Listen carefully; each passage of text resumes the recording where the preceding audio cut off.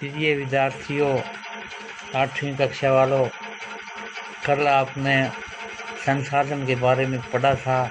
आज हम भूमि, मृदा, जल, प्राकृतिक संसाधन, वनस्पति और वन्य जीवन संसाधन पढ़ेंगे। तंजानिया, जो कि अफ्रीका में है, वहाँ के छोटे गांव में माम्बा पानी लाने के लिए प्रात्यक्षिक उठती है। उसे दूर जाना पड़ता है। कुछ घंटों के बाद में वह लेटती है। इसके बाद वह घर के कार्य अपनी माँ का हाथ मनवाती है। घर के कार्यों में अपने भाई की बकरियों की देखभाल में मदद करती है। उसके पूरे परिवार के पास उसकी छोटी सी झोंपड़ी चारों चट्टानों भूमि का एक भाग है। माम्बा के पिता कठिन परिश्रम करते हैं। वह मक्का सेम उगाते हैं, जिससे उसके परिवार का गुजारा चलता है। अगला एक पात्र और बताया है पीटर। पीटर न्यूजीलैंड के भेड़ पालन प्रदेश का मध्यवर्ती भाग में रहता है। भेड़ पालन में जहाँ उसका परिवार ऊन प्रक्रमण करने का कारखाना चलाता है। प्रतिदिन जब पीटर स्कूल से वापस आता है, वह अपने चाचा को अपनी भेड़ों की देखभाल करते हुए देखता है। उसका भेड़ों का बाड़ा कुछ दूरी पर पहाड़ियों में है। विस्तृत घास के मैदान में स्थित है। वहाँ नवीनतम प्रौद्योगिकी का उपयोग करते हुए एक वैज्ञानिक विधि से इसका प्रबंध किया जाता है। पीटर का परिवार जैविक कृषि द्वारा सब्जियां भी उगाता है। माम्बा और पीटर विश्व के विभिन्न स्थानों में रहते हैं और उनके जीवन व्यतीत करने में बहुत अंतर है।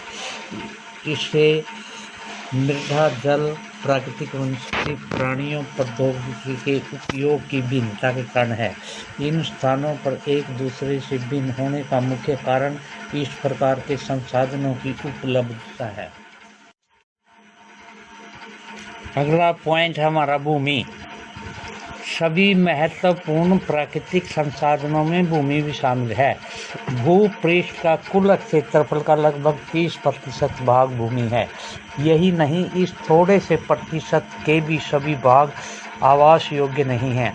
मुख्यतः भूमि और जलवायु के भिन्न भिन्न लक्षणों के कारण विश्व में विभिन्न भागों में जनसंख्या का वितरण असमान पाया जाता है।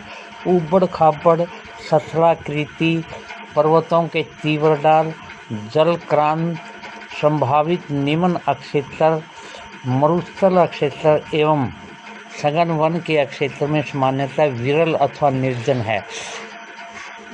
पैदावार मैदानों में और नदी की घाटियों में कृषि योग्य भूमि मिल जाती है। इसलिए ये स्थान विश्व के संघनन बसे अक्षेत्र हैं। भूमि का उपयोग कहाँ कहाँ होता है, ये हमें देखना है। अब भूमि का उपयोग विभिन्न कार्यों के लिए किया जाता है, जैसे कृषि, वानिकी, खनन, सड़कों तथा उद्योगों की स्थापना। साधारणतः इसे भूमि उपयोग भी कहते हैं। क्या आप माम्बा और पीटर के परिवारों के भूमि का उपयोग विभिन्न तरीकों से सूची बना सकते हैं। भूमि का उपयोग भौतिक कारकों द्वारा निर्धारित किया जाता है, जैसे स्थलाकृति, मृदा, जलवायु, खनिज और जल की उपलब्धता। मानवीय कारक जैसे जनसंख्या और प्रौद्योगिकी की भूमि उपयोग के प्रतिरूप के महत्वपूर्ण निर्धारण करती है। स्वामित्व के आधार पर भूमि को निजी भूमि और सामुदायिक भूमि में बांटा जाता है। निजी भूमि व्यक्तियों का एक व्यक्ति का स्वामित्व में होती है, जबकि सामुदायिक भूमि समुदाय के स्वामित्व में होती है। सामान्य रूप से इसका उपयोग समुदाय से संबंधित व्यक्तियों के लिए किया जाता है, जैसे चारा, फलों, नट या औषधीय बूटियों को एकत्रित करना। इन सामुदायिक भूमि को साझा संपत्ति संसाधन भी कहते हैं। जनसंख्या और उसकी मांग के सदैव बढ़ती रहती है, लेकिन भूमि की उपलब्धता सीमित है। स्थान के अनुसार भूमि की गुणवत्ता में अंतर होता है। लोगों ने सामुदायिक भूमि पर व्यापारिक क्षेत्र बनाने, नगरीय क्षेत्रों में घर बनाने और ग्रामीण क्षेत्रों में कृषि योग्य भूमि का विस्तार करने के लिए अनाधिकृत हस्तक्षेप करना शुरू कर दिया है। आज भूमि उपयोग के प्रतिरूप में व्यापक परिवर्तन हमारे समाज में सांस्कृतिक परिवर्तनों को दर्शाते हैं।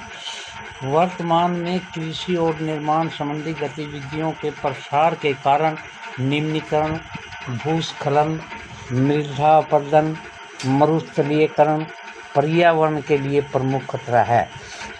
अगला पॉइंट है भूमि संसाधन का संरक्षण किस प्रकार किया जाए, उसको खराब होने से रोका जाए। बढ़ती हुई जनसंख्या और उसकी तेज गति के मांग के कारण वन भूमि, कृषि योग्य भूमि का बड़े पैमाने पर विनाश हुआ है।